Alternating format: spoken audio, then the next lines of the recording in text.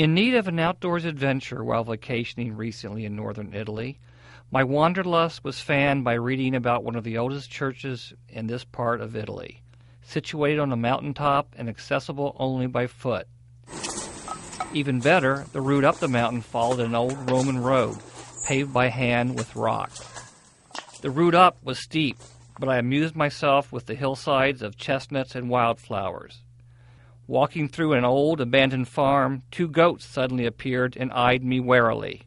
Eventually, I found my way to the summit, and there, among a sea of grass and 360-degree vistas, was St. Lawrence Chapel, so old that a local nobleman in 1274 described it as very ancient. On top of the church, I noticed there was a bell, and a rusted chain hung down within reach.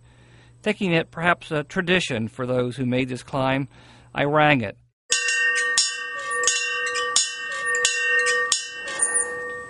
To my amazement, I was able to slide back a wrought iron bolt and enter the sanctuary. There were a few pews, a vase of fresh flowers, and near the altar, prayer candles, one lit.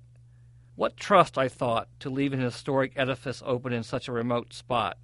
Yet I saw no signs it had ever been vandalized or felt the humiliation of spray paint. A logbook contained entries mostly in Italian.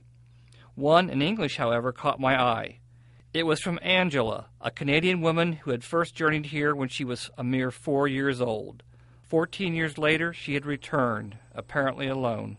I saluted her and the unknown people who see to it that such heavenly refuges as this may still be found, and headed downhill.